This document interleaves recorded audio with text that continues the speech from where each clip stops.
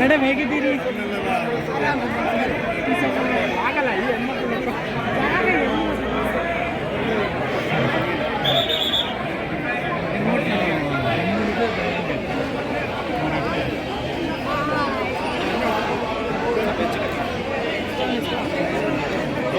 ಈ ಕ್ಲಿಯರ್ ಮಾಡಿದ್ರಿ.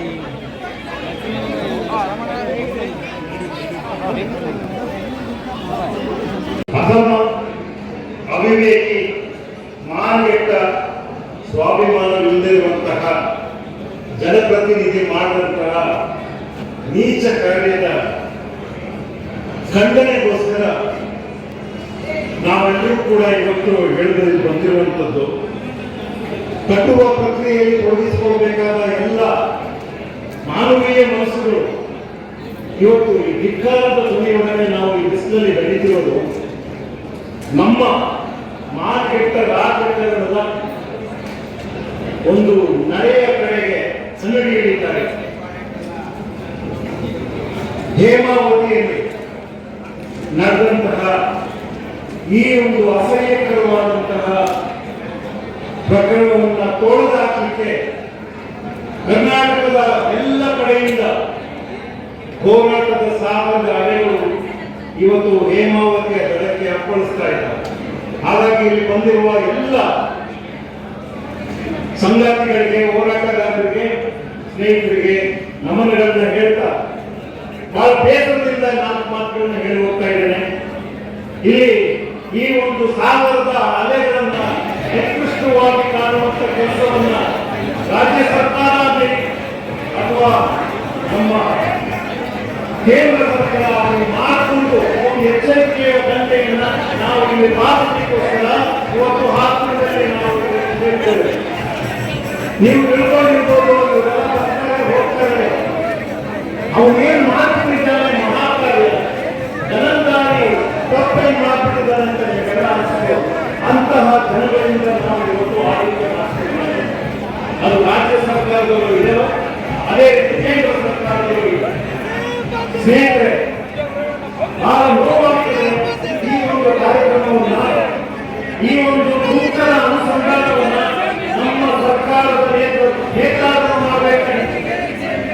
ಈ ಒಂದು ಕೊಲೆಯನ್ನ ತೊಳೆಯುವ ಕೆಲಸವನ್ನ ನಮ್ಮ ಸರ್ಕಾರ ಮಾಡಬೇಕಾಗಿತ್ತು. ಸರ್ಕಾರ ಅಂದ್ರೆ ನಮ್ಮ ಸೇವಕ, ನನ್ನ ಸೇವಕ ಮಾಡಬೇಕಾದ ಕೆಲಸವನ್ನ ತೊಳೆಗಳು ಮಾಡಲಿಕ್ಕೆ ಮತದಾರರನ್ನ ದುಃಖವನ್ನು ಅರ್ಥ ಮಾಡಿಕೊಂಡರೆ ಆತನ ಮತ ವಿಷಯವನ್ನು ಬಂದಂತಹ ಈ ಅಪಮರು ನಮ್ಮನ್ನು ಆಡ್ತಾ ಇರುವಂಥದ್ದು ನಮ್ಮ ನೀಚ ಕಾರ್ಯಗಳ ಮೂಲಕ. ಪ್ರಜ್ವಲ್ ರೇವಣ್ಣ ಇವತ್ತು ಈಗಾಗಲೇ ರಾಜೀನಾಮೆ ಕೊಡಬೇಕಾಗಿತ್ತು. ಮಾನ ಮರ್ಯಾದೆ ರಾಜೀನಾಮೆ ಕೊಡಬೇಕಾಗಿತ್ತು. ಆ ಇಡೀ ಕುಟುಂಬದಲ್ಲಿ ಬಹಳಷ್ಟು ಜನ ಪ್ರಧಾನಮಂತ್ರಿಗಳಾಗಿದ್ದಾರೆ, ಮುಖ್ಯಮಂತ್ರಿಗಳಾಗಿದ್ದಾರೆ, ಅದೇ ರೀತಿ ಸಂಸದರಾಗಿದ್ದಾರೆ, ಶಾಸಕರಾಗಿದ್ದಾರೆ. ಅವರೆಲ್ಲರಿಗೂ ಕೂಡ ಬದ್ಧತೆ ಇರೋದಾಗಿದೆ. ಈಗಾಗಲೇ ರಾಜೀನಾಮೆ ಕೊಡಬೇಕಾಗಿತ್ತು, ಕ್ಷಮೆ ಕೇಳಬೇಕಾಗಿತ್ತು. ಅದೇ ರೀತಿ ಪ್ರಜ್ವಲ್ ರೇವಣ್ಣನನ್ನು ಕರೆದುಕೊಂಡು ತಂದು ಜನರ ಸಮ್ಮುಖದಲ್ಲಿ ನ್ಯಾಯಯುತ ವ್ಯವಸ್ಥೆಯ ಸಮ್ಮುಖದಲ್ಲಿ ನಿಲ್ಲಿಸಬೇಕಾಗಿತ್ತು. ಇದನ್ನು ಸಮರ್ಥಿಸಿಕೊಳ್ತಾ ಇದ್ದೀನಿ ಅಂತಂದ್ರೆ ಕ್ಷೇಮವಪ್ಪ, ನೀವು ಯಾವುದೇ ರೀತಿ ಪ್ರಜಾಸತ್ತಾತ್ಮಕ ರಾಜಕಾರಣದಲ್ಲಿ ಅರ್ಹರಲ್ಲ. ಒಬ್ಬ ನೀಚ ವ್ಯಕ್ತಿಯನ್ನ ನಮ್ಮ ಕುಟುಂಬದವನು ಅಂತ ನಾವೆಲ್ಲರೂ ಸಮರ್ಥಿಸಿಕೊಳ್ಳಲಾದ್ರೆ, ನಮ್ಮ ಸಮುದಾಯದವರು ಅಂತ ಸಮರ್ಥಿಸಿಕೊಳ್ಳಲಾದ್ರೆ, ನಮ್ಮ ರಾಜ್ಯದವರು ಅಂತ ಸಮರ್ಥಿಸಿಕೊಳ್ಳಲಾದ್ರೆ, ಅಥವಾ ನಮ್ಮ ಜಾತಿ ಧರ್ಮಕ್ಕೆ ಸೇರಿದವರು ಅಂತ ಸಮರ್ಥಿಸಿಕೊಳ್ಳಲಾದ್ರೆ, ನಮ್ಮ ಧರ್ಮಕ್ಕಾಗ್ಲಿ, ಜಾತಿಗಾಗ್ಲಿ, ಕುಟುಂಬಕ್ಕಾಗ್ಲಿ ಯಾವುದೇ ರೀತಿ ಶ್ರೇಯಸ್ಸು ಹಾಗೂ ಗೌರವ ಬರುವುದಿಲ್ಲ. ನಮ್ಮ ಬಗ್ಗೆ ಜನರು ಮಾತನಾಡುವುದು ಸರ್ವಸಮ್ಮತವಾಗಿಯೇ ಇರುತ್ತೆ. ಆತನನ್ನು ಮೊದಲು ಬಹಿಷ್ಕರಿಸಬೇಕಾಗಿತ್ತು, ಕುಟುಂಬದ ಕೆಲಸ ಆಗಬೇಕಾಗಿತ್ತು. ಆ ಕೆಲಸವನ್ನು ಇದುವರೆಗೂ ಮಾಡದಿರೋದಕ್ಕೆ ನನಗೆ ಬಹಳ ನೋವಾಗ್ತಾ ಇದೆ. ಇದನ್ನ ಹಿರಿಯರಿಂದ ನಾನು ನಿರೀಕ್ಷೆ ಮಾಡ್ತಾ ಇದ್ದೆ. ನಿಮ್ಮೆಲ್ಲರಿಗೋಸ್ಕರ ಹಗಲು ರಾತ್ರಿ ಬೆವರು ಸುರಿಸಿ ಒಂದು ಪಕ್ಷವನ್ನು ಕಟ್ಟಿದಂತಹ ಲಕ್ಷಾಂತರ ಜನ ಕಾರ್ಯಕರ್ತರ ಕ್ರಮನಿರಸನ ಆಗಿದೆ. ಈ ಪ್ರಜಾಸತ್ತಾತ್ಮಕ ವ್ಯವಸ್ಥೆಯಲ್ಲಿ ಒಂದು ರಾಜ್ಯದೊಳಗೆ ಒಂದು ಪ್ರಾದೇಶಿಕ ಪಕ್ಷ ಪಕ್ಷ ಇವತ್ತು ಧೂಳಿಪಟವಾಗ್ತಾ ಇರೋದ್ರ ಬಗ್ಗೆ ನನಗೆ ಇವತ್ತು ವಿಷಾದ ಇದೆ, ದುಃಖ ಇದೆ. ಈ ನಿಟ್ಟಿನಲ್ಲಿ ಇವತ್ತು ಏನಾದರೂ SIT ಆಗಿರ್ಬೋದು ಅಥವಾ ನಮ್ಮ ಮುಖ್ಯಮಂತ್ರಿಗಳಾಗ್ಬೋದು ಅಥವಾ ಗೃಹಮಂತ್ರಿಗಳಾಗ್ಬೋದು ಇದನ್ನ ಏನಾದರೂ ಪ್ರಹಸನ ಅನ್ಕೊಂಡಿದ್ರೆ ಅಥವಾ ನಮ್ಮ ಪಕ್ಕ ಮಾಡ್ಲಿಕ್ಕೆ ನೋಡ್ತಾ ಇದ್ರೆ ದಯಮಾಡಿ ಅಂತ ಕೆಲಸಗಳನ್ನ ಮಾಡ್ಲಿಕ್ಕೆ ಹೋಗ್ಬೇಡ. ಅದರ ಎಲ್ಲ ಸೂಚನೆಗಳನ್ನ ತಾವು ಕೊಡ್ತಾ ಇದ್ದೀರಿ. ಕರ್ನಾಟಕದಲ್ಲಿ ಚಿತ್ರದುರ್ಗದಲ್ಲಿ ನಡೆದಿರುವಂತಹ 20 ವರ್ಷಗಳ ಲೈಂಗಿಕ ಹಗರಣ, ದಕ್ಷಿಣ ಕನ್ನಡದಲ್ಲಿ ನಡೆದಂತಹ ಸೌಜನ್ಯ ಪ್ರಕರಣ,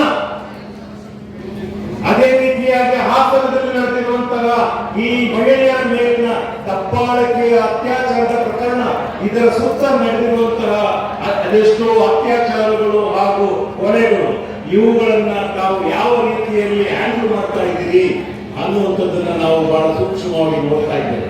ಸಾಧ್ಯವಾದ್ರೆ ಎಲ್ಲ ಹೋರಾಟಗಾರರು ಇವತ್ತಾಗಿರುವಂತಹ FIR ಅನ್ನ ನೀವು ವಿಶ್ಲೇಷಣೆ ಮಾಡಿ ನೋಡಿ.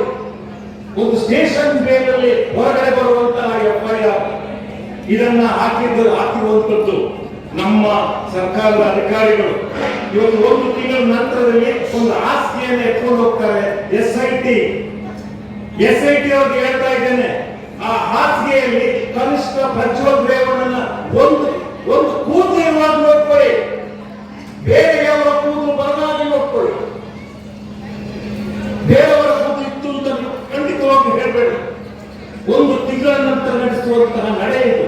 SITಯಲ್ಲಿ ಈಗಾಗಲೇ ಎಕ್ಸ್ಪರ್ಟ್ಸ್ ಕೆಲಸಗಳು ಮಾಡಬೇಕಾಗಿತ್ತು, ಈಗಾಗಲೇ ಎಲ್ಲರನ್ನು ಬಂಧಿಸಬೇಕಾಗಿತ್ತು, ಈಗಾಗಲೇ ಯಾರ್ಯಾರು ಸ್ಪ್ರೆಡ್ ಮಾಡಿದ್ರು ಅವ್ರನ್ನೆಲ್ಲರೂ ಒತ್ತುವರಿಯಾಗಬೇಕಾಗಿತ್ತು.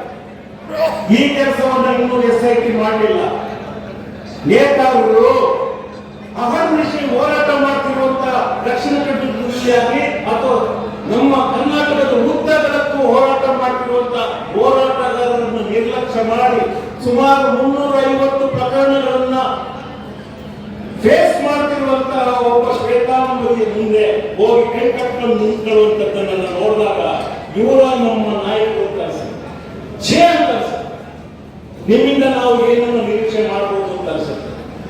ಇದು ನಾವು ಯಾವುದೇ ರೀತಿಯಾದಂತಹ ಪೂರ್ವಾಗ್ರಹವಾಗಿ ಅದು ವೈಯಕ್ತಿಕ ಸಿಟ್ಟಿನಿಂದ ಹೇಳ್ತಾ ಇಲ್ಲ. ಎಲ್ಲ ಕಾವಿಗಳ ಮುಂದೆ ಬಟ್ಟೆ ಬಿಚ್ಚುವಂಥದ್ದು, ಎಲ್ಲ ಕಾಲಿಗಳು ಹೋಗಿ ಶ್ವೇತಾಂಬರಿಗಳು ಕಾವಿಗಳ ಮುಂದೆ, ಪಾದ್ರಿಗಳ ಮುಂದೆ, ಮುಲ್ಲಾರ ಮುಂದೆ ಹೋಗಿ ಬಟ್ಟೆ ಬಿಚ್ಚಿಕೊಂಡು ನಿಂತ್ಕೊಳ್ಳುವಂಥದ್ದು. ಈ ಕೆಲಸವನ್ನ ಮಾಡ್ತಾ ಇದ್ರೆ ಮತದಾರರನ್ನ ಕೇಳಿಸುವಂತವ್ರು ಯಾರು? ಈಗಾಗಲೇ 4 ತಿಂಗಳು ಈ ಪೆನ್ ಡ್ರೈವ್ ಪ್ರಾಸಂಗದಲ್ಲೇ ಕಾಲ ಕಳೆದುಕೊಂಡಿದೆ. ನಮ್ಮ ಸರ್ಕಾರಗಳು ಯಾವುದೇ ಅಭಿವೃದ್ಧಿ ಕೆಲಸಗಳು ಮಾಡಲಿಲ್ಲ, ಯಾರಿಗೂ ಪ್ರೊಟೆಕ್ಷನ್ ಕೊಡ್ತಾ ಇಲ್ಲ. ಏನು ಅಂದ್ಕೊಂಡಿದ್ದಾರೆ? ಪ್ರಜಾಸತ್ತಾತ್ಮಕ ವ್ಯವಸ್ಥೆಯ ಸಂವಿಧಾನದ ಮೇಲೆ ನಡೆದಂತಹ ಅತ್ಯಾಚಾರ ಇದು. ಪ್ರಜ್ವಲ್ ರೇವಣ್ಣ ಮಾಡಿರುವಂತದ್ದು ಮಹಿಳೆಯರ ಘನತೆಯ ಮೇಲೆ ನಡೆದಂತಹ ಅತ್ಯಾಚಾರ ಇದು. ಜನಪ್ರತಿನಿಧಿ ಕಾಯ್ದೆಯ ಮೇಲೆ ನಡೆದಂತಹ ಅತ್ಯಾಚಾರ ಇದು. ಇದನ್ನು ಸೂಕ್ಷ್ಮವಾಗಿ ತಗೊಳ್ಳಿ. ಇದರ ಮೂಲಕ ಈ ಕರ್ನಾಟಕದ ಉತ್ತರದಲ್ಲಿ ನಡೆಯುತ್ತಿರುವಂತಹ ಹೋರಾಟಗಳು ಮಹಿಳೆಯರಿಗೋಸ್ಕರ, ಅದು ಸೌಜನ್ಯ ಪ್ರಕರಣ ಆಗಿರ್ಬೋದು ಅಥವಾ ನಮ್ಮ ಚಿತ್ರದುರ್ಗದ ಮಕ್ಕಳ ಪ್ರಕರಣಗಳಾಗಿರ್ಬೋದು, ಈ ಹಾಸನದ ಮಕ್ಕಳ ಮಹಿಳೆಯರ ಮೇಲೆ ನಡೆದಂತಹ ದಬ್ಬಾಳಿಕೆ ಪ್ರಕರಣ ಆಗಿರ್ಬೋದು, ಇವೆಲ್ಲದಕ್ಕೂ ಮುಕ್ತಿಯನ್ನು ಕಾಣಿಸದೆ ದಯಮಾಡಿ ನಮ್ಮ ಯಾರು ಓದಿಗೆ ಬರಬೇಡಿ ಅಂತ ಕೇಂದ್ರ ಸರ್ಕಾರವಾಗಿ ಅಥವಾ ನಮ್ಮ ಕನ್ನಡ ಸರ್ಕಾರಕ್ಕೂ ಎಚ್ಚರಿಕೆ ಕೊಡ್ತಾ ಇದ್ದೀವಿ. ಈ ಒಂದು ಹೋರಾಟ ಮುಂದುವರಿಲಿ. ಇದಕ್ಕೆ ಒಂದು ಕಾನೂನುಬದ್ಧವಾದಂತಹ ಹೋರಾಟ ನಡೀಲಿ.